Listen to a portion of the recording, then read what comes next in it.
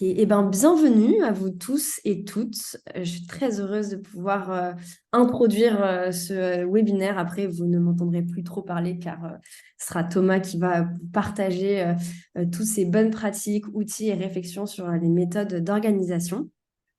Alors, peut-être me présenter pour ceux et celles qui ne me connaissent pas. Je m'appelle Loane et je travaille donc chez Make Sense où je m'occupe d'accompagner les entrepreneurs et entrepreneuses des programmes de Make Sense, les salariés et puis les bénévoles des différents programmes à prendre soin de leur bien-être et de leur santé mentale. Et puis à côté de ça, j'enseigne aussi la méditation de pleine conscience en dehors de Make Sense.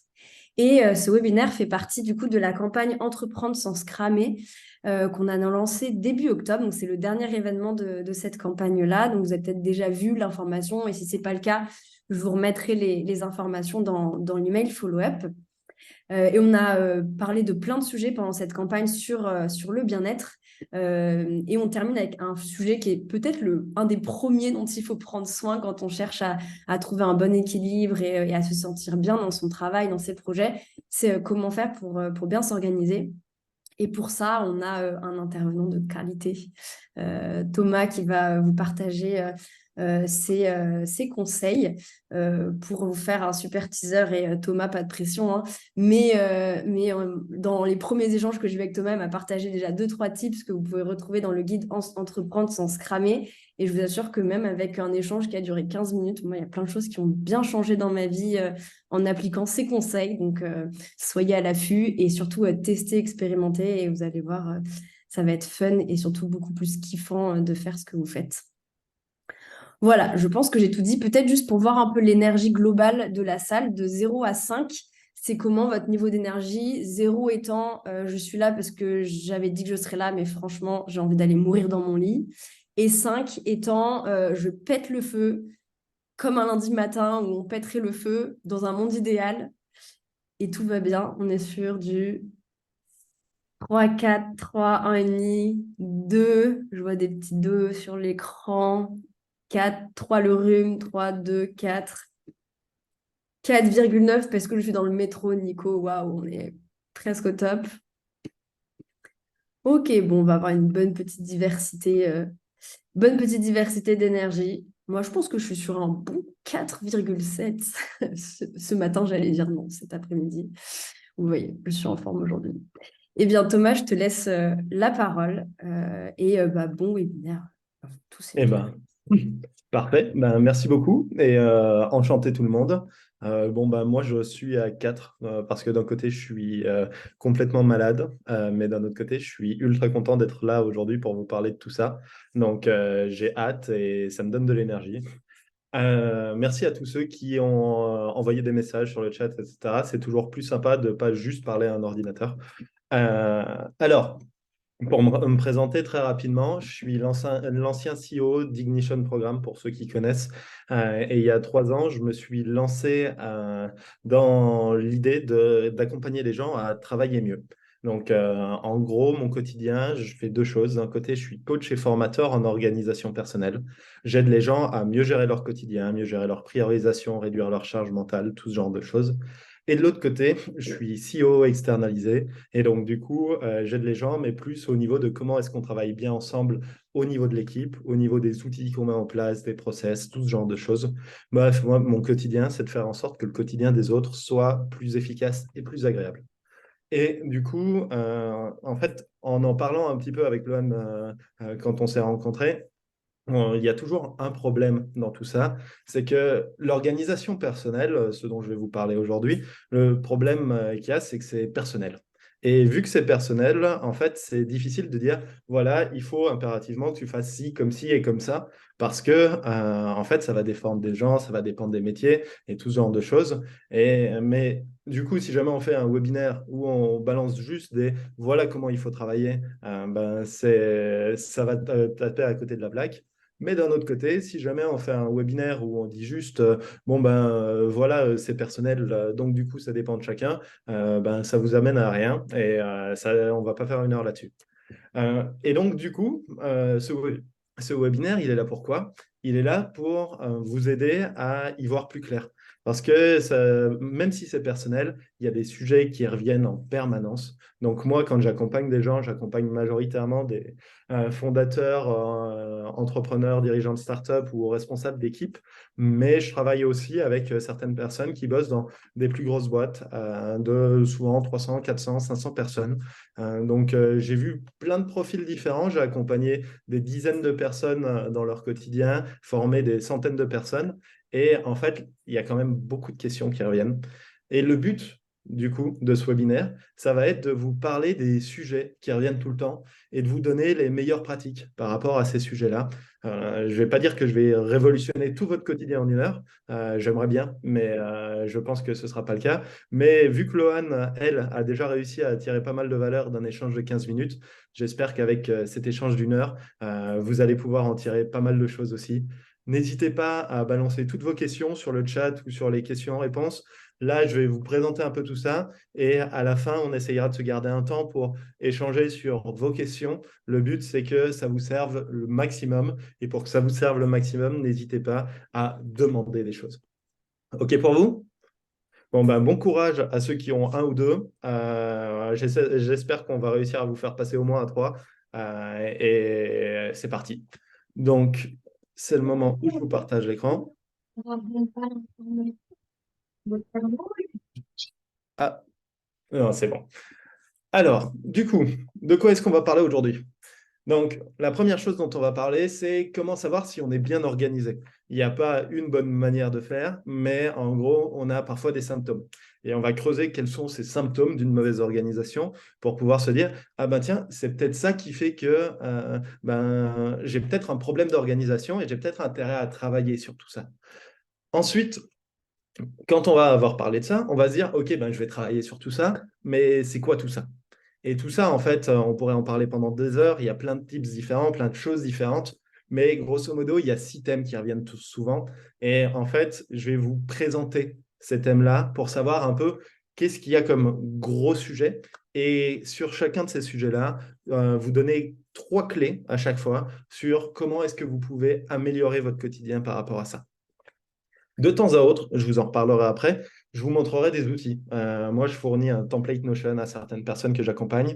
On en reparlera, mais c'est très important de garder en tête que les outils, c'est bien, mais ce n'est pas le cœur du problème.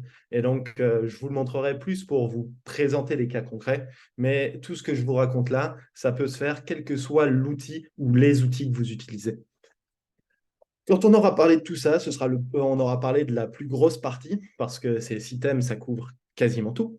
Mais après ça, on va parler de, ben, OK, maintenant je sais quels sont les thèmes, je sais quels sont les sujets sur lesquels je dois avancer, comment j'avance dessus. Et donc là-dessus, je vous parlerai à la fois de quelles sont les différentes formes de choses qu'on peut faire pour avancer, le fait de se former par soi-même, le fait de se faire accompagner et les avantages et les inconvénients de chacun. Mais je vous parlerai aussi des erreurs qu'on commet souvent au quotidien quand on essaye de changer et je vous expliquerai comment on essaye de les éviter. Et enfin, c'est ce que je vous disais, on va passer un petit temps de questions-réponses. Plus j'arrive à vous présenter tout ça rapidement, plus je pourrai prendre du temps derrière pour répondre à vos questions spécifiques. Mais n'hésitez pas à les balancer directement dans le chat durant toute la période, parce que je pourrai aussi faire des moments de pause pour répondre à vos questions avant de passer à une partie d'après. OK pour tout le monde? On est parti? Eh bien, c'est parti. Alors, comment est-ce que je sais si je suis bien organisé? Comme je vous le disais tout à l'heure, il n'y a pas une bonne manière de faire, mais on va avoir certains symptômes. Et dans ces symptômes, on va retrouver d'abord l'un des plus gros sujets, c'est une charge mentale écrasante. Là-dessus, avant de commencer quoi que ce soit d'autre, pour vous mettre un peu dans le bain, je vous propose un petit exercice. Là, on va prendre 1 minute. Et pendant cette minute-là, vous allez prendre quelque chose pour noter. N'importe quoi. Votre téléphone, votre ordinateur, un post-it, quoi que ce soit. Et vous allez noter tout ce qui vous passe par la tête. Que ce soit des choses que vous avez à faire, des sujets qui vous prennent la tête en ce moment, le fait que derrière, il y a ci ou ça. Et le noter juste pas dans le chat, sinon ça va vraiment être le bordel. Et on se retrouve dans 1 minute. C'est parti maintenant.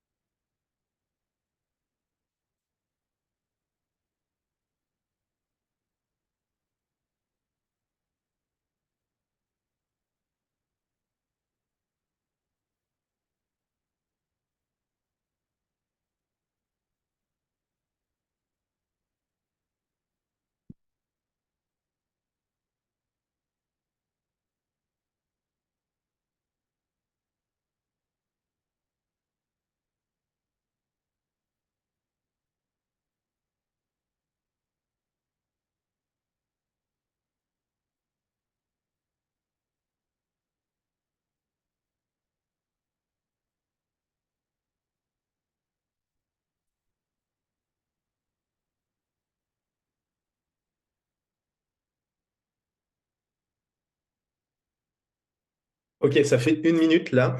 Pour certains, je sais d'expérience que vous pourriez faire ça encore pendant très longtemps.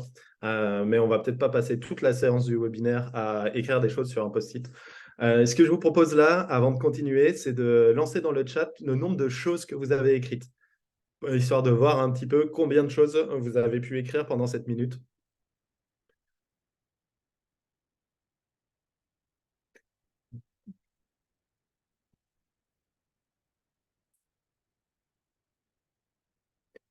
Eh bien, on a plein de réponses différentes. Félicitations à Marianne, on a écrit 22 différentes. C'est donc à la fois beaucoup de charge mentale et une super capacité à écrire rapidement. Donc, ce que je voulais vous dire par rapport à ce sujet de charge mentale, c'est que toutes ces choses que vous avez écrites, que vous en soyez conscient ou non, en fait, c'est des choses qui vous pèsent au quotidien. Parce que quand je vous dis, ben, tiens, écrivez un peu rapidement ce que vous avez en tête, ça vous vient directement. Ça ne veut pas dire que les personnes les plus organisées n'ont plus rien dans la tête et ne réfléchissent à rien du tout. Là, on est plutôt sur de la pleine conscience ou autre. Ce sera Lon qui fera une explication de méditation plus tard.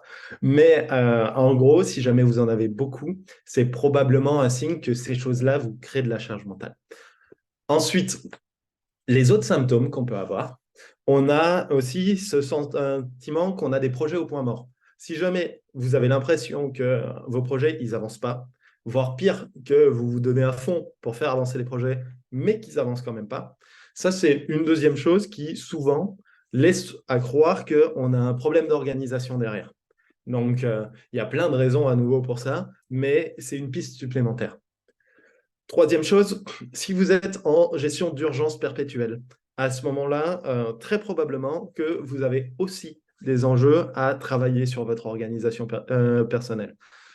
Ça ne veut pas dire que vous n'aurez jamais d'urgence. Je ne vais pas aller dire aux pompiers qui ne sont pas organisés parce qu'ils gèrent des urgences en permanence, mais la plupart d'entre vous, vous n'êtes pas pompier et vous devriez être capable de pouvoir gérer une partie de votre quotidien sans avoir à gérer ces urgences cela. Et donc, si vous avez l'impression d'être tout le temps en train d'éteindre des feux, c'est probablement qu'il y a un autre enjeu au niveau de votre organisation.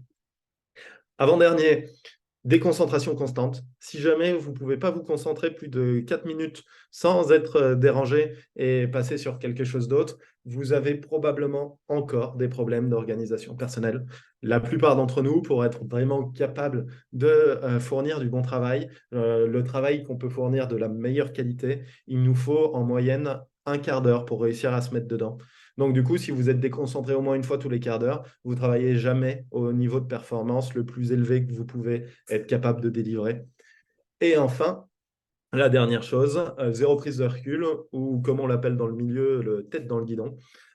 Si vous avez toujours l'impression d'être la tête dans le guidon et que en fait vous avez aucune idée de où vous allez, pourquoi vous faites les choses et ce qui va se passer après, ben, c'est probablement encore un symptôme d'une mauvaise organisation. Et toutes ces choses-là, je vous en parle en tant que symptômes. Je ne vais pas vous expliquer à chaque fois pourquoi ce sont des choses qui sont néfastes, mais globalement, le fait de ne pas faire avancer ces projets, c'est pas ouf. Le fait de devoir penser à 12 millions de choses en même temps, c'est pas ouf. Sauter à droite, à gauche en permanence, c'est très fatigant.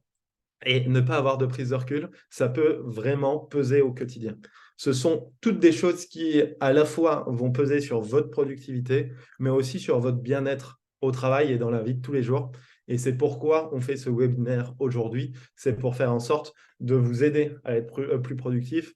Mais surtout, moi, c'est ce qui m'apporte le plus, c'est que vous ayez un quotidien qui soit plus appréciable, dans lequel vous serez plus productif, certes, mais surtout plus heureux, quel que soit le sens que vous mettez derrière le mot heureux.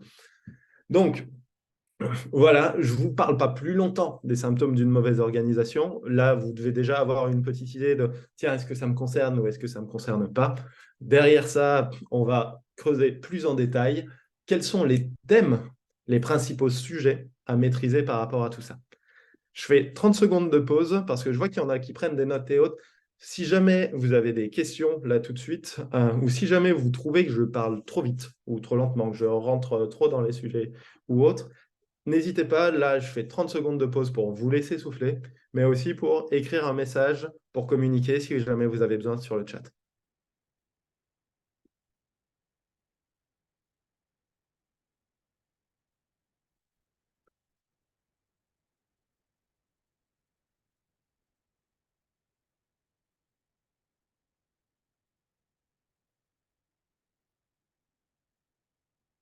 On reprend?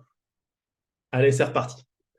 Donc, dans les principaux sujets, le premier qui revient partout, tout le temps, c'est comment est-ce que je gère efficacement mes tâches. Mes tâches, c'est grosso modo les choses que j'ai à faire. Si jamais j'arrive à gérer efficacement mes tâches, j'arrive à gérer efficacement la plus grosse partie de mon quotidien. Après, il y a plein de choses qui se mettent derrière ça, mais grosso modo, on va avoir ce sujet-là. Je ne vous l'explique pas en détail, je passe au suivant, parce que quand on aura vu les 6, pour vous donner une vision d'ensemble, on rentrera dans chacun de ces sujets-là plus en détail. Donc, je passe directement au second, qui vont être les projets. Et en fait, là, on arrive sur déjà une première problématique que je rencontre chez beaucoup de gens qui vont mélanger à la fois les tâches et les projets, sachant que ce que j'appelle des tâches, c'est des choses concrètes que vous avez à faire. Des projets, c'est quelque chose qui vont rassembler plusieurs tâches en même temps. Et donc, grosso modo, la plupart du temps, qu'est-ce qui va se passer derrière les projets quand vous mélangez les deux? Vous avez une espèce de to-do list ou un calendrier ou autre dans lequel vous notez des projets en vrac comme ça et vous allez les regarder d'un jour à l'autre en vous disant à chaque fois, bah tiens, ça avance pas, je procrastine, je prends pas le temps de, et ainsi de suite. Ce genre de choses, c'est tout à fait normal, c'est parce qu'en fait, on ne gère pas les projets et les tâches de la même façon, et on y reviendra juste après. Après ça, vous avez la documentation. La documentation, grosso modo, c'est tout ce que vous avez en tête qui n'est ni des tâches ni des projets. Les notes que vous êtes en train de prendre là, c'est de la documentation. Ce ne sont pas des choses que vous avez concrètement à faire, ce ne sont pas des choses qui regroupent plein de choses que vous avez à faire, c'est de l'info. De l'info, comme les notes que vous prenez pendant vos meetings, comme les articles qui y passent, comme les idées de projets pour plus tard. Tout ce genre de choses, c'est de la documentation. Et si je la gère bien, ça va être un appui pour plus tard. Si jamais je la gère mal, ça va souvent me traîner dans les pattes. Et on va par exemple se retrouver avec 16 onglets d'ouvert ou 17 000 mails avec tiens, ça, ce serait intéressant de le faire ou ce serait intéressant de le lire. Et donc, du coup, on va avoir ça qui va nous pourrir au quotidien. Donc, ensuite, après tout ça, on a les sujets de concentration. Donc, grosso modo, c'est ce que je vous disais en symptômes, mais pareil, il y a à la fois des techniques pour ça, mais il y a aussi un environnement à créer pour être capable de se concentrer au quotidien et de pouvoir passer plus de 5 minutes sur une tâche sans être dérangé en permanence. Enfin, je lis les commentaires en même temps. Comme je vous disais, même si l'organisation personnelle, c'est personnel et que vos solutions seront un peu différentes en fonction des gens, il y a beaucoup de problèmes qu'on retrouve un peu partout. C'est pour ça qu'on fait ça aujourd'hui.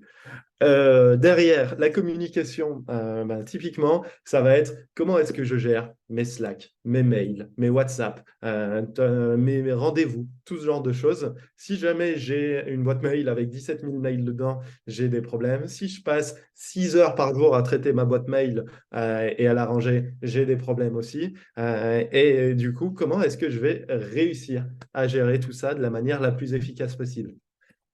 Et enfin, la dernière chose, c'est lié à la tête dans le guidon, c'est comment est-ce que je travaille sur une certaine vision, une certaine prise de recul. Ça ne veut pas dire que j'ai besoin pour être organisé d'être capable de dire, voilà, dans 5 ans, je serai là, c'est ça mes objectifs de vie et ainsi de suite. Mais j'ai besoin de savoir comment je veux travailler et vers où je veux aller pour pouvoir réussir à prioriser sur mon quotidien. Si je ne sais pas où je vais, je suis incapable de, derrière ça, pouvoir dire ça, c'est plus important que ça pour y aller. Et donc, du coup, si jamais j'ai tout qui est équivalent, je suis incapable de prioriser. Et donc, je passe du coq à l'âne en permanence, en train de faire des petites tâches à gauche, à droite, juste parce que j'ai l'impression que ça va m'apporter un petit pic de dopamine par rapport à la grosse chose que j'ai à faire, parce que j'ai du mal à prioriser, parce que j'ai du mal à voir où je veux concrètement aller. Donc, ça, c'est les 6 grands thèmes. Il y en a encore plein d'autres des thèmes, mais si jamais vous arrivez à gérer correctement ces 6 thèmes-là, en fait, vous arriverez déjà à gérer une bonne partie de votre organisation personnelle. Il y a plein de sujets, plein d'articles qui vont vous permettre d'aller plus loin, d'automatiser des choses, de trouver le bon outil parfait pour ci ou pour ça. Ce sont des choses qui ont de la valeur aussi, mais ça a peu de valeur si jamais vous ne gérez pas déjà tout ça. Pour faire une analogie, c'est un peu comme si jamais on parlait de bien, enfin d'être en bonne santé au quotidien. Je vous dirais qu'il y a un thème sur le sommeil, un thème sur la nutrition, un thème sur le sport, et ainsi de suite. Et en fait, pour être en bonne santé au quotidien, on pourrait avoir 12 000 thèmes différents. Mais si jamais vous arrivez déjà à avoir 8 heures de sommeil par jour, manger 5 fruits et légumes, ne pas faire du Burger King 3 fois par semaine et vous bouger plusieurs fois dans la semaine, ben vous allez déjà être pas mal en bonne santé. Là, c'est la même chose sur ces thèmes-là. Ça ne va pas tout faire. Mais si jamais vous arrivez déjà à gérer tout ça, vous allez déjà être bien organisé. Vous pourrez vous améliorer, mais focalisez-vous là-dessus dans un premier temps et vous verrez la suite après. On rentre dans le détail? C'est bon pour vous? Eh bien, parti. Alors, les tâches. Donc, grosso modo, la première chose, donc il y en aura 3 à chaque fois. La première chose avec les tâches, c'est d'avoir toutes vos tâches écrites et rassemblées. Si jamais ce n'est pas écrit, que c'est dans votre tête, vous aurez de la charge mentale. Donc, la première chose à faire, ça va être de faire en sorte que ce ne soit pas dans votre tête. Mais si jamais après ça, vous avez des choses qui sont dans vos mails, des choses qui sont dans vos Slack, des choses qui sont sur des post-it, et ainsi de suite, vous allez vous retrouver à avoir de la charge mentale sur qu'est-ce que je regarde où. Et donc, ça va être d'autant plus la galère. Si jamais je vous montre, par exemple, le template que je vous enverrai pour Notion, qui est aussi ce que moi j'utilise au quotidien, par exemple, moi, j'ai quelque chose qui ressemble à ça. En regardant ça, j'ai toutes mes tâches qui sont là et des notes qui sont ici. J'y reviendrai après. Je vous le remontrerai un peu plus en détail. Mais l'idée, c'est vraiment de se dire, OK, je peux savoir ce que j'ai à faire, je peux regarder pour pouvoir dire derrière, OK, ça, c'est plus important que ci ou ça. Ensuite, quand vous avez toutes vos tâches qui sont écrites et rassemblées, parfois vous les rassemblerez dans plusieurs endroits parce que tout mettre dans un seul, c'est un peu compliqué et ainsi de suite. Mais là, on rentre vraiment dans le détail. L'idée de base, c'est d'avoir le moins d'endroits possibles différents où vous allez avoir ces tâches. Ensuite, vous allez avoir besoin de séparer les tâches d'aujourd'hui et de plus tard. Si jamais vous mettez toutes vos tâches en même temps au même endroit et que vous les regardez toutes en même temps, vous allez avoir des problèmes de priorisation et vous allez probablement très vite déprimer. Parce qu'une to-do list ou un calendrier ou quoi que ce soit où vous avez toutes vos tâches, en fait, ça va être déprimant parce que vous avez beaucoup trop de choses à faire. Vous aurez toujours beaucoup trop de choses à faire parce que finir votre to-do list, quelle que soit la to-do list que vous utilisez, ça veut dire finir l'ensemble des choses que vous avez à faire. C'est inquiétant. Vous n'allez pas vous retrouver à un moment dans votre vie où vous n'aurez plus rien du tout à faire. Vous aurez toujours des choses dans votre to-do list et donc du coup, ça ne sert à rien d'essayer de la finir. Par contre, vous pouvez essayer de finir votre to-do list d'aujourd'hui. Vous devriez même la finir la plupart du temps. Et pour ce faire, il va falloir séparer les deux, ce qui va nous permettre de nous concentrer au quotidien sur une seule chose. Donc, quand je vous montre un template comme ça, là, c'est pas j'ai 8 tâches qui sont toutes les tâches que j'ai à faire dans ma vie. C'est j'ai 8 tâches que j'ai identifiées comme des choses que j'allais faire aujourd'hui. Et donc, là, je vous le montre avec Notion, ça marche avec n'importe quel outil de gestion de tâches, mais ça marche aussi, par exemple, avec un cahier. Si jamais vous êtes un fanat de l'écrit et que vous voulez uniquement marcher avec un cahier, vous pouvez, par exemple, prendre du temps tous les matins pour voir ce que vous allez mettre sur aujourd'hui et ce que vous allez mettre sur plus tard. Donc, ça vous prendra du temps, certes, mais c'est pour ça, entre autres, qu'il y a des outils informatiques qui sont plus puissants. Mais on s'en fout d'avoir un outil informatique plus puissant si vous, votre truc, c'est avant tout l'écrit. Mais quoi qu'il arrive, il faut se retrouver avec cette idée qui est, si je ne sépare pas, en fait, je vais regarder trop de choses et je vais avoir du mal à prioriser et je vais déprimer. Enfin, la dernière chose dans ces 3 grandes choses sur les tâches, c'est être au clair sur ce que veut dire chaque tâche. Si vous notez des choses en vrac, et que vous les notez juste comme ça, quand vous allez retomber dessus, vous allez avoir du mal à prioriser. allez avoir du mal à savoir ce que vous comptez faire dessus. Et donc, ça va être une galère. Donc, pour pouvoir gérer ça correctement, vous allez avoir besoin de l'exprimer clairement. L'exprimer clairement, ce que je vous conseille de faire à chaque fois, ça va être d'écrire avec un verbe à l'infinitif. La petite astuce supplémentaire, très rapide, c'est d'avoir une séparation entre les trucs que je note à la volée et puis après les trucs que je note très proprement. Si jamais j'ai un endroit qu'on appelle communément une inbox, dans laquelle je peux noter mes choses à la volée, et puis derrière ça, les reprendre et les mettre proprement sur ce que je compte faire, quand je le compte faire et concrètement ce que je compte faire, ça va me permettre de me débarrasser l'esprit sans avoir à pourrir ma to-do list pour autant. Donc cet outil-là, c'est un outil qui est très peu connu, mais qui va, pour beaucoup, potentiellement beaucoup vous aider. Des choses sur les tâches, il y en a plein d'autres à raconter, mais il est déjà 18 heures et on a plein d'autres choses à se dire. Donc, je passe à la suite. Lohan, n'hésite pas si jamais tu vois des messages ou des questions particulières dans le chat à m'interrompre par rapport à tout ça. Sinon, moi, je continue. OK pour toi? Ouais, il y avait des petites questions, mais certains répondent les uns aux autres, donc je note et je te dis s'il y a des choses qui arrivent. Eh bien, parfait. Continuez parce que, en effet, de toute façon, je n'ai pas la science infuse. L'organisation personnelle, c'est personnel. Donc, vous pouvez aussi vous donner vos tips entre vous. Ça vous permettra, un, de prendre du recul sur ce que vous faites, mais aussi d'aider les autres parce que vous avez aussi plein de choses à vous apporter l'un l'autre. Peut-être il y a juste Ensuite, une question qui vient d'apparaître sur de Lucie qui demande juste comment faire pour partir des projets sur lesquels on travaille avec beaucoup de personnes et ont de l'expérience, segmenter en tâches, estimer le bon temps que ça va nous prendre quand on est junior. Donc, je ne sais pas si tu traites ça dans d'autres espaces, mais du coup, il y avait cette question. alors, j'en reparlerai très rapidement sur les projets. J'en parle là avec les projets. Et si jamais, après avoir parlé au niveau projet, c'est toujours une question, on n'hésitera pas à échanger dessus tout à l'heure. OK?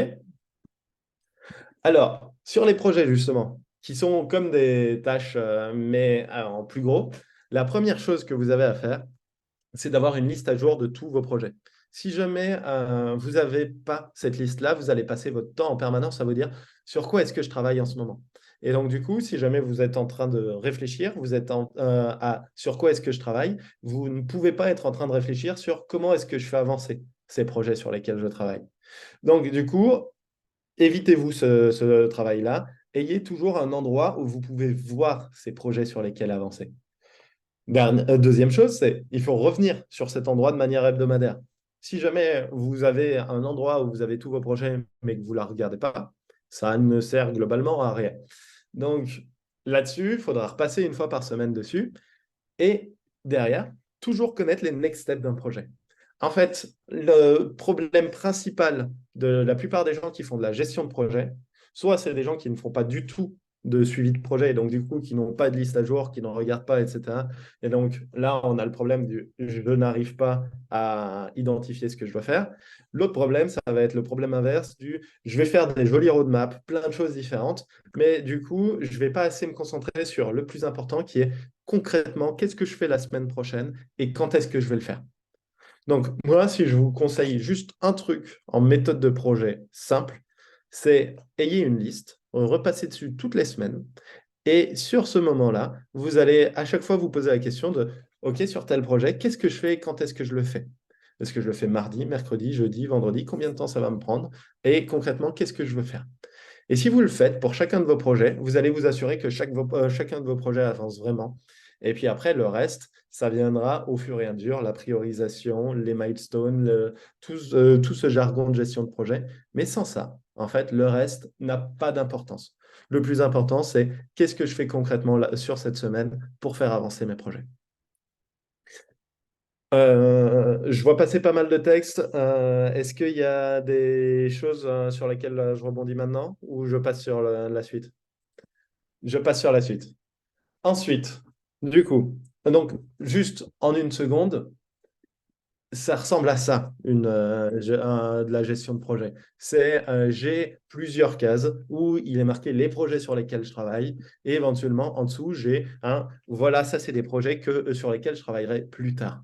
Mais globalement, ça peut se faire avec une liste sur Excel, ça peut se faire avec un tableau blanc, ça peut se faire avec ce que vous voulez. Il n'y a pas besoin que ce soit un outil spécifique à nouveau.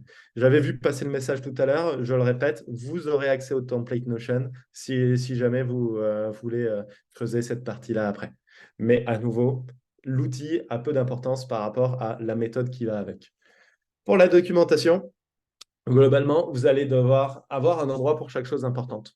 Donc, grosso modo, si c'est quelque chose que vous voulez garder, en fait, il faut que vous ayez un endroit pour le ranger. Si jamais vous n'avez pas d'endroit spécifique où le ranger, ben, globalement, vous allez le garder en tête ou vous allez le laisser traîner dans vos pattes. Donc, si vous avez l'habitude d'avoir plein d'articles différents qui sont intéressants pour ci ou pour ça, les laissez pas en ouvert dans vos onglets et mettez-les, par exemple, sur un endroit où vous allez pouvoir tous les retrouver. Mais derrière ça, faites en sorte que ça ne pollue pas votre quotidien. Si vous avez des notes parce que vous parlez souvent avec votre manager ou quoi que ce soit, essayez d'avoir toutes ces notes qui sont rassemblées au même endroit.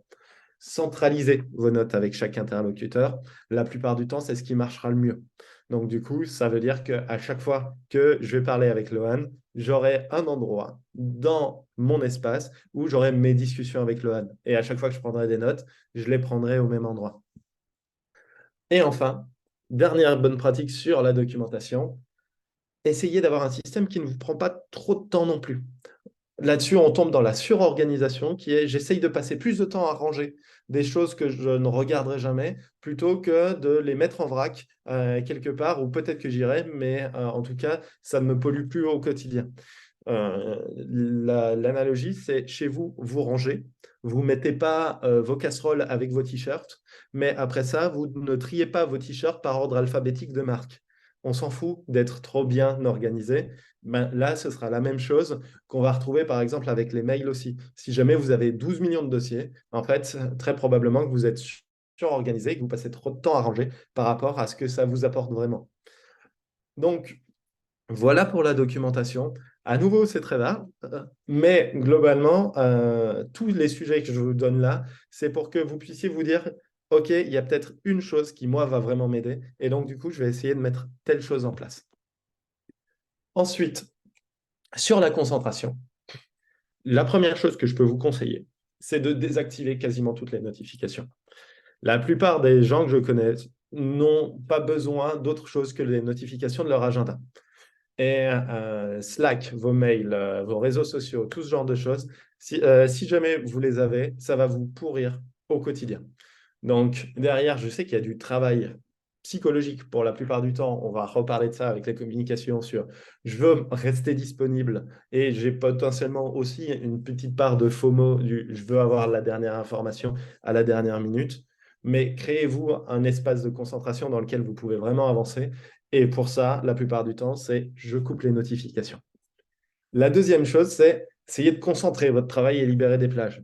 Ça, c'est un truc ultra classique, mais quoi qu'il arrive, essayez toujours d'avoir au moins 2 ou 3 plages dans la semaine où vous êtes capable d'avoir 2 heures pour vous concentrer, histoire de pouvoir vraiment avancer sur quelque chose. Je ne vous dis pas d'être capable d'avoir 3 jours où vous êtes complètement focus, mais essayez de faire ça et essayez de vous créer aussi des petits moments de pause en fin de réunion pour pas enchaîner avec l'effet docteur. Ça, c'est très classique. Pourquoi je vous le dis alors que c'est quelque chose que vous savez probablement tous? C'est parce que je peux vous dire d'expérience que c'est possible avec la plupart des métiers. Ça demande parfois de l'effort, du temps, mais c'est quelque chose qui va vous aider derrière et qui est probablement aussi possible pour vous, même si jamais vous vous dites j'ai déjà essayé et ça ne marche pas de mon côté. Enfin, la dernière chose, c'est essayer de supprimer ou d'atténuer toutes les distractions que vous avez autour de vous. Si vous avez plein de choses d'ouvertes sur votre écran, vous allez être distrait avec plein de choses différentes. Donc, du coup, ces choses-là, la plupart du temps, essayez de les supprimer. Si vous avez les notifications de désactiver, c'est encore mieux. Si jamais vous êtes en open space, le fait d'avoir un casque anti-bruit, de la musique ou quoi que ce soit vous permettra de vous concentrer davantage. Je ne veux pas vous dire de vous mettre en mode moine en permanence, mais en fait, c'est aussi tout à fait acceptable d'être parfois en open space où je suis complètement concentré. Et donc, du coup, je me suis créé une bulle. Et d'autres moments où je sais que je n'ai pas besoin d'autant de concentration et où je me laisse des moments plus légers, où j'ai pas de casque, etc. Mais quand vous devez vous concentrer, créez-vous un environnement dans lequel vous êtes véritablement concentré pour ne pas vous battre contre votre environnement. Donc ça changera sur plein de gens différents. Il y en aura certains qui seront en train de se dire, OK, j'ai besoin de m'isoler, d'autres qui vont avoir d'autres techniques. Je vous propose éventuellement de les balancer dans le chat parce qu'il y en a plein différentes. Mais là, sauf si Lohan, tu me dis que j'ai d'autres choses, je continue sur le prochain sujet. OK pour toi? Parfait. Donc, en communication, la première chose, ça va être de maîtriser vos outils. Si jamais vous ne maîtrisez pas un outil que vous utilisez 3 heures par jour, ben, probablement que vous avez une énorme marge de progression. Ça passe par Notion si vous utilisez Notion, mais ça passe aussi par n'importe quelle communication que vous avez. Je vous montre là ma boîte mail en espérant qu'il n'y ait rien de confidentiel dedans. Voilà à quoi ressemble ma boîte mail en ce moment. Je n'ai aucun dossier dans ma boîte mail. Ça, c'est une boîte mail qui est gérée. Je ne l'ai pas créée pour l'occasion. C'est des mails que j'ai depuis longtemps. Mais donc, par rapport à tout ça, en fait, c'est possible. Je vous mettrai en lien mon site et normalement, je dois publier l'article sur comment bien gérer ça dans pas longtemps. Donc, si ça vous intéresse, vous pourrez rentrer dans le détail. Je ne vous le montre pas là. Mais à nouveau, c'est pour vous montrer que c'est possible. Derrière ça, deuxième chose, identifier ce qui nécessite du synchrone ou de l'asynchrone. Vous pouvez potentiellement passer sur toute votre semaine, regarder ce que vous avez fait et comment vous l'avez fait pour vous dire, OK, quand est-ce que en fait j'aurais dû faire une réunion et quand est-ce qu'en fait j'aurais dû envoyer des messages. Et est-ce que je suis efficace dans les deux? Essayez de creuser sur comment est-ce qu'on fait des réunions efficaces. Essayez de creuser sur comment est-ce qu'on fait une communication efficace en asynchrone. Et en fait, il va y avoir besoin des deux. Donc, n'essayez pas de vous dire il faut que je fasse tout en réunion ou tout en asynchrone. Mais la première chose, c'est d'identifier, OK, à quel moment est-ce que moi j'ai besoin d'asynchrone et à quel moment est-ce que moi j'ai besoin de synchrone. La plupart d'entre vous, vous serez probablement plus sur du en fait, je fais trop de synchrone, trop de réunions et j'aurais probablement intérêt à faire plus d'asynchrone et donc de creuser comment est-ce que je fais plus d'asynchrone. Enfin, la dernière chose sur mes communications, c'est apprenez à gérer correctement les urgences et ce qui n'en est pas. En fait, là-dessus, grosso modo, la plupart des gens que j'accompagne ont l'impression qu'il y a des urgences qui n'en sont finalement pas. Une urgence, c'est quelque chose où vous allez devoir tout lâcher pour gérer ça. Si jamais ça peut attendre 1 ou 2 heures, ben, la plupart du temps, ce n'est pas une urgence. Et donc, du coup, par rapport à vos communications, par exemple, si jamais vous êtes à l'aise avec le fait qu'il n'y a pas d'urgence qui ait besoin de réponse dans l'heure, vous serez à l'aise avec le fait de pouvoir regarder votre Slack ou vos mails une fois par heure et vous concentrer les 55 autres minutes. Si jamais vous n'avez pas travaillé sur qu'est-ce qui est une urgence, qu'est-ce qui n'en est pas et à quel moment est-ce que je dois tout lâcher pour gérer ça, vous allez très probablement essayer de répondre à tout le temps et vous retrouver à vous mettre de la pression supplémentaire et ne pas réussir à vous concentrer. Donc, ça reste aussi un des sujets les plus importants dans la communication. Enfin, sur la vision, Lohan, toujours, on est bon? Parfait. Donc, sur la vision, la première chose, c'est essayer d'avoir une vision claire sur vos objectifs. Qu'on appelle ça des OKR, des objectifs, des envies, des projets, quels qu'ils soient. En fait, vous devriez être capable d'avoir une phrase et de pouvoir dire, OK, voilà, en fait, en ce moment, mes plus gros sujets, c'est ça parce qu'on fait ça. Et donc, du coup, vous pouvez très bien dire en ce moment, mes plus gros sujets, c'est tel et tel projet parce que le but, c'est de faire des revues annuelles en fin d'année sur un nouveau format. Ou parce qu'il y a l'enjeu en ce moment dans la boîte, c'est d'aller chercher de nouveaux clients. Donc, moi, tous mes projets, ils sont axés sur le fait de pouvoir trouver des nouveaux clients rapidement parce que c'est notre priorité numéro un. En fait, là-dessus, ne cherchez pas spécialement à rentrer dans un formalisme Docker ou autre dans un premier temps, mais soyez capable d'expliquer à quelqu'un de votre boîte dans un premier temps et de votre entourage dans un second temps, quelles sont mes priorités, quelles sont les choses sur lesquelles je travaille. Ensuite, essayez d'intégrer cette vision au quotidien. Pour ça, faites en sorte de repasser dessus régulièrement et de vous dire, bon, ben, par rapport à ça, est-ce qu'il y a des choses que je dois changer dans mon quotidien, des projets que je dois déprioriser, des choses que je dois faire avancer plus rapidement. Là-dessus, vous pouvez l'intégrer en même temps que votre gestion de projet pour prendre du recul une fois par semaine sur quelles sont mes priorités, comment je les fais avancer et comment je fais avancer les projets qui vont avec. Et enfin, apprenez, il y a plein d'articles et autres qui existent sur ce sujet, mais quand dire non et quand revoir votre plan. Parce qu'en gros, vous allez parler d'une vision et parfois vous direz, ben, je me suis planté et en fait, on avait dit ça comme objectif, finalement, je vais changer. C'est complètement OK. À d'autres moments, si jamais vous le faites trop, ben, en fait, vous allez faire deux pas en avant, un pas en avant pour deux pas en arrière et vous irez nulle part. Donc, essayez de voir quand vous avez mis en place ça, à quel point ça se tient bien dans votre quotidien. Et si ça ne se tient pas bien, peut-être qu'il faut plus travailler sur cette vision. Si je mets, par contre, c'est quelque chose que vous ne faites pas évoluer et qui, finalement, au quotidien, ne respecte pas votre véritable priorité, ça ne sert à rien de se mentir. C'est souvent ce qu'on appelle du bullshit managérial. Et donc, du coup, c'est OK de revoir ses objectifs aussi pour dire, finalement, on a changé. Mais donc, du coup, il faudra trouver le juste milieu entre les deux pour changer ses plans au moment où c'est pertinent. Voilà, vous avez vu énormément de choses différentes. Ces sujets-là, quand je les aborde sur des coachings, moi, quand je fais des coachings, la plupart du temps, c'est 12-14 heures avec des gens. Donc, en une heure, je ne peux pas vous présenter 12 millions de choses différentes, mais je peux vous présenter plein de grands sujets pour que derrière, vous puissiez vous dire, OK, ça, c'est le plus important et c'est ça que j'ai envie d'aller creuser derrière. Je vais aller super vite sur la fin parce qu'en fait, Juste, j'en ai il y a une marre petite d'entendre question parler. il y a une petite question de Lucie, donc à voir si tu l'intègres dans ce que tu Ouais. vas dire.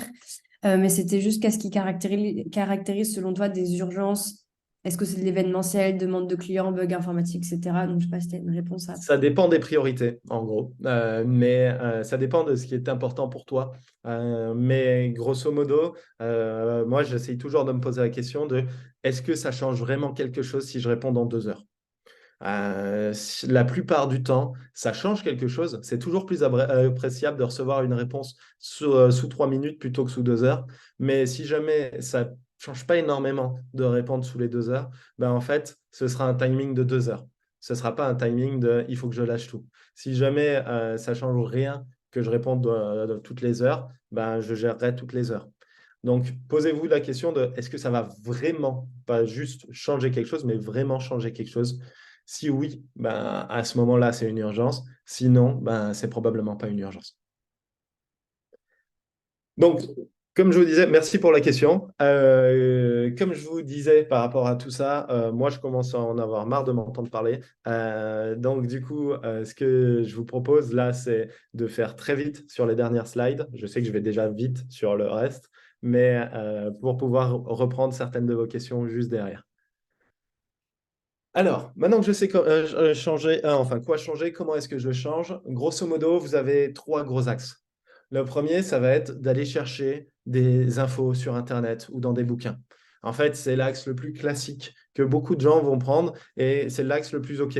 Donc, vous avez plein de choses qu'on a vues là. Tapez ça sur Google, regardez des articles, que ce soit des articles que moi j'ai écrits ou que d'autres ont écrits. Je ne suis pas le premier à parler d'organisation personnelle et je ne serai pas le dernier. Mais il existe plein de ressources gratuites. Et donc, du coup, pour ceux qui veulent en savoir plus, c'est une super manière de faire. Après, le problème avec ça, c'est qu'il va falloir prendre du temps et il va falloir se demander soi-même de changer les choses. Derrière ça, il y a une deuxième manière de faire qui va être est-ce que je ne suivrai pas une formation ou est-ce que je ne demanderai pas à quelqu'un de mon entourage de m'aider? Et donc là, ça va être plus pour les personnes qui ont du mal à prendre du temps, qui se disent j'ai besoin de changer, mais je ne sais pas par où commencer et j'ai besoin d'inspiration, mais je ne vais pas passer des heures à lire des articles. Et donc là-dessus, essayez d'aller voir quelqu'un dans votre boîte qui a l'air organisé et parlez-en avec lui. Ou suivez une formation, mais suivez une formation rapide. N'essayez pas de suivre une formation qui fait 40 heures de gestion de projet et autres. La plupart du temps, ce sera peu pertinent par rapport à votre besoin. Le besoin, c'est de commencer à mettre en place une première chose et de voir comment ça passe. Et enfin, La dernière partie, en fait, et à nouveau, en fait, c'est pas pour tout le monde. Les deux parties d'avant sont très, très bien. Il y a la partie coaching. La partie coaching, ça sert pour qui? Ça sert pour les personnes pour qui c'est l'enjeu principal. Si jamais vous savez que votre boîte va complètement changer par rapport à ça, si vous savez que vous allez être 2 fois plus efficace par rapport à tout ça, la plupart du temps, vous faire accompagner par quelqu'un, c'est quelque chose qui va vous permettre de pouvoir prendre ces bonnes habitudes facilement, et rapidement, avec quelqu'un qui va vous permettre de vous tenir responsable de ces changements-là. Donc, vous ne serez pas seul par rapport à tout ça. Par contre, c'est souvent des choses qui ont un prix et c'est souvent des choses qui demandent du temps, même si ce temps, il va vous être remboursé après parce que vous allez en gagner beaucoup. Mais donc, du coup, si jamais c'est quelque chose qui est vraiment important pour vous, envisagez le coaching. Si jamais le sujet d'organisation, c'est une envie un petit peu comme ça, mais sans que ce soit un sujet fondamental pour vous, n'allez pas chercher là-dedans parce que vous allez perdre du temps et de l'argent à essayer de mettre en place des trucs qui n'ont finalement que moyennement d'intérêt pour vous. Donc, que ce soit sur l'un, sur l'autre ou sur le troisième, il y a des pièges à éviter. Et ces pièges-là, le premier, c'est faites attention à ne pas tomber dans la surorganisation. Là-dessus, c'est ce qui se passe quand on fait des formations trop longues, c'est ce qui se passe quand on prend 2 jours pendant le week-end ou pendant ses vacances pour se dire je vais m'organiser proprement et ainsi de suite. C'est que vous allez créer une structure qui est trop grosse, qui est trop compliquée à gérer pour votre quotidien et que vous ne gérerez finalement pas dans votre quotidien. Si c'est le cas, en fait, c'est l'effet bonne résolution. Vous allez dire, OK, je fais ça, et puis 2 semaines après, vous ne le ferez plus. Et donc, ça n'a peu d'intérêt. Donc, faites bien attention à ne pas avoir trop d'organisation. Ne changez pas tout d'un coup. C'est pareil sur l'effet bonne résolution. Si jamais vous n'avez jamais fait de sport, vous ne vous mettez pas à faire 6 fois de la course par semaine. Bah là, c'est pareil. Si jamais vous avez vu que tous les sujets étaient importants pour vous, essayez d'en prendre un ou deux et de changer un ou deux et que ça devienne naturel. Quand ce sera devenu naturel pour vous, à ce moment-là, ce sera l'occasion d'attaquer un autre sujet, puis un autre, puis un autre. Et au fur et à mesure, ce sera de plus en plus facile. Ensuite, la dernière chose, c'est faites attention à ne pas juste changer d'outil parce que ça a l'air sympa et puis c'est tout. C'est une bonne façon, par exemple, de repartir à zéro et de se dire, OK, bon, bah, maintenant, je vais reprendre de bonnes méthodes, mais attention à ne pas tomber dans la surorganisation et attention à chaque outil, apprendre à l'utiliser, ça prend du temps.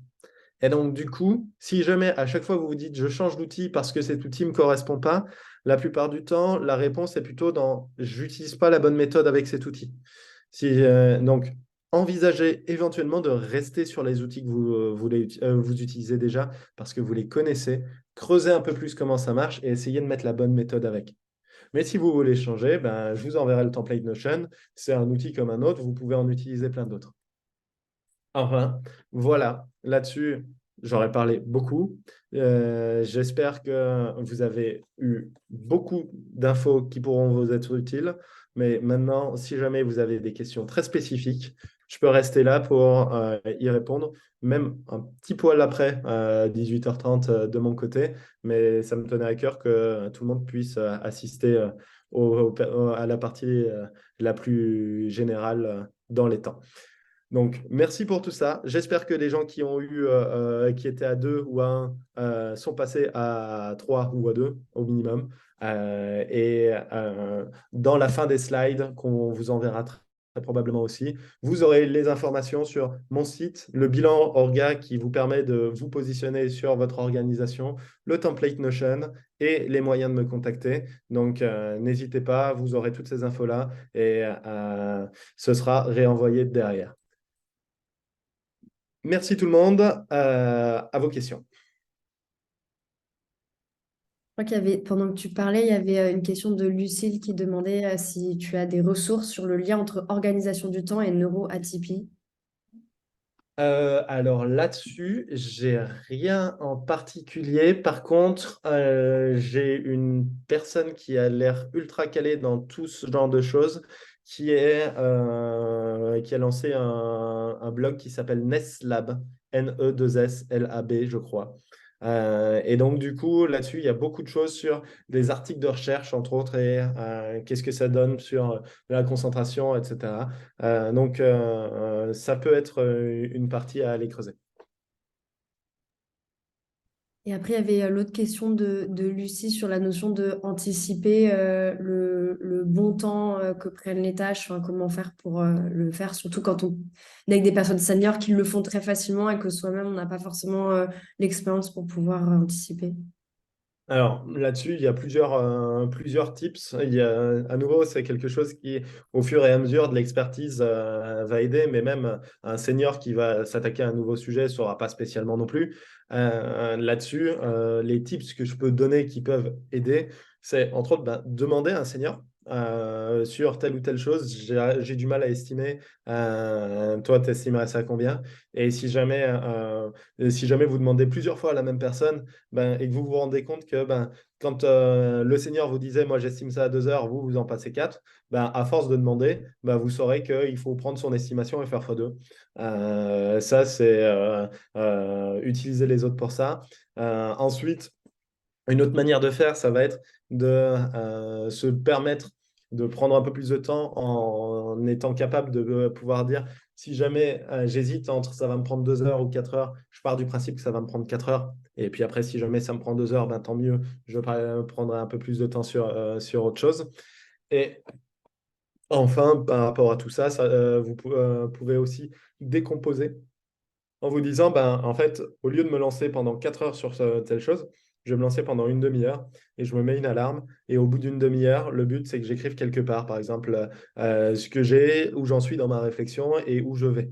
Et du coup, ça vous permettra de sortir un peu la tête de l'eau et derrière de vous dire, OK, mais donc maintenant, combien de temps est-ce que j'imagine que ça va me prendre? Est-ce que je peux l'intégrer dans mon quotidien? Est-ce que je dois changer les prochaines tâches sur lesquelles je vais travailler? Et ainsi de suite.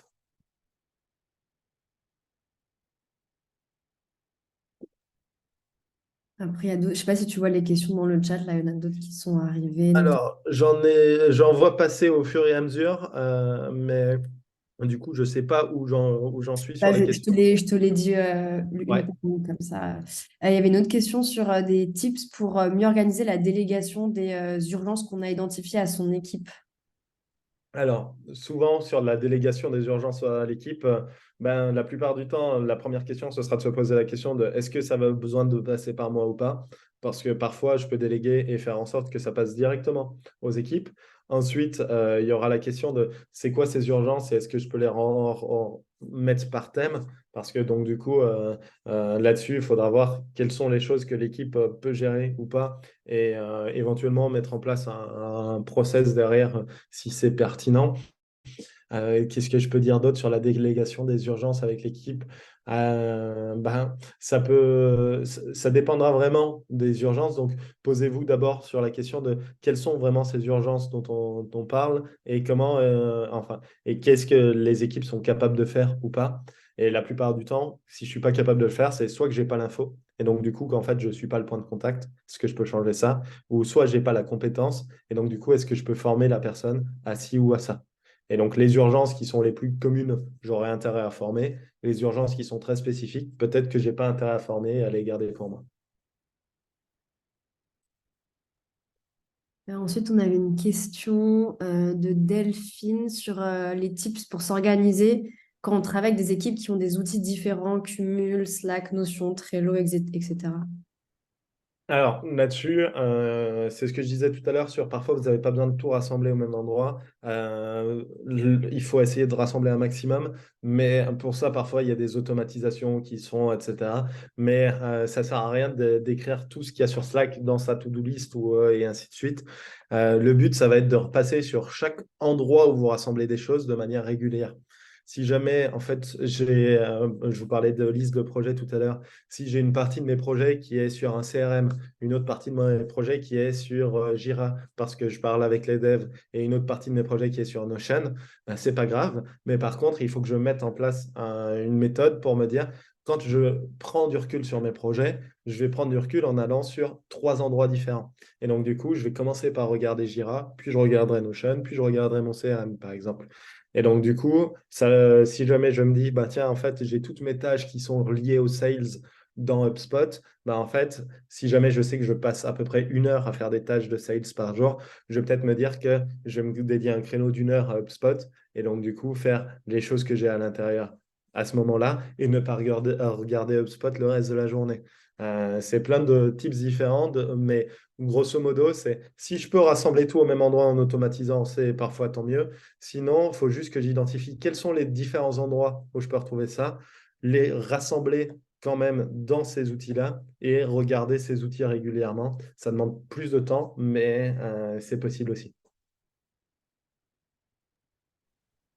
Après, il y avait une question de Terence sur comment tu penses qu'on peut se servir de l'IA et des nouveaux outils comme ChatGPT pour être plus productif et sur quel domaine ça a impacté ton quotidien si tu les utilises.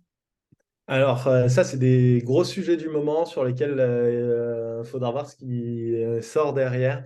Les choses sur lesquelles je ne crois pas en ce moment, c'est la priorisation par l'IA ou autre, parce qu'en fait, c'est toujours des choses où on va avoir, nous, besoin de réfléchir, d'évaluer et tout ce genre de choses.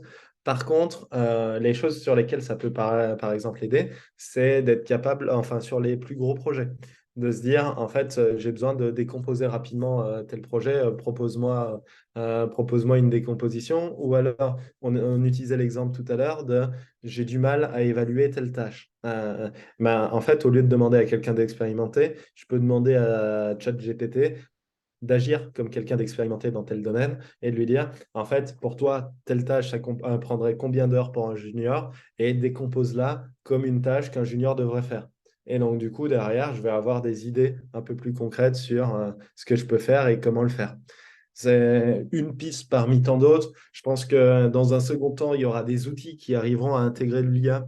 Quand je vous disais, par exemple, qu'il faut que toutes les tâches soient concrètes, ben, très probablement que moi, j'adorerais avoir un outil qui permette aux gens de dire, en fait, cette tâche-là, elle ne me semble pas très concrète. Est-ce que tu veux la reformuler? Et du coup, voici plusieurs propositions de reformulation. J'adorerais avoir un outil qui me permette de dire, si jamais j'ai dit faire une proposition commerciale à machin, qui s'intègre directement en disant, apparemment, vous devez faire une proposition commerciale à machin. Est-ce que vous voulez une trame? Et qui sortent une première trame et ainsi de suite. Il y a beaucoup de choses qui vont pouvoir se faire là-dedans. Mais en attendant ces développements-là, ce que vous pouvez déjà utiliser avec l'IA, c'est de vous dire quand j'ai des gros projets ou des choses un peu compliquées à faire, commencez par faire une passe avec l'IA en demandant à l'IA de se comporter comme un expert en quelque chose et de faire ça. Typiquement, pour le webinaire, je lui ai demandé d'être un expert en organisation de webinaire et de me faire une décomposition en sachant que j'avais envie qu'il y ait ci et ça dedans.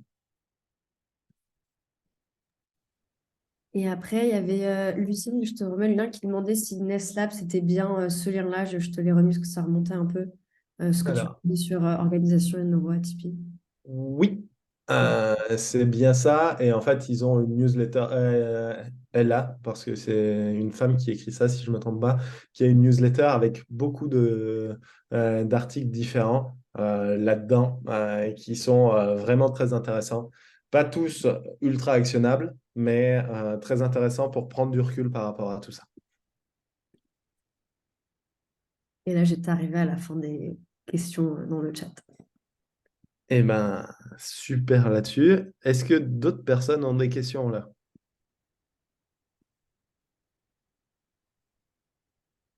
En direct, non? Ben, du coup, là-dessus, moi, comme je vous disais sur la fin, voilà les liens qui pourraient vous intéresser par rapport à ce que moi je fais. Vous y retrouverez mon site où je publierai des articles dans les semaines à venir, mais surtout où vous pouvez découvrir ce que je fais et comment je peux vous aider. Mais le but de ce webinaire, ce n'était pas de vous vendre ce que moi je peux faire, mais d'essayer déjà de vous donner des clés que vous pouvez utiliser, vous, au quotidien et essayer de les mettre en place vous-même. Donc, d'où les deux prochains liens qui sont le bilan Orga et le template Notion. N'hésitez pas à tester et voir par vous-même. Et si vous avez une question, une envie ou autre, ou si vous avez des retours sur le webinaire, où moi je suis ultra preneur, vous avez mon mail, vous avez mon LinkedIn, n'hésitez pas. Merci à tous, j'espère que ça vous a plu et à très vite pour certains. Merci Thomas, c'était top. Et à bientôt tout le monde. Je vous envoie un petit message dans les prochains jours avec le replay et tous les éléments que Thomas a partagés pour que vous puissiez vous replonger dedans si besoin pour la suite. Et bonne organisation à tous et à toutes. Salut. Merci.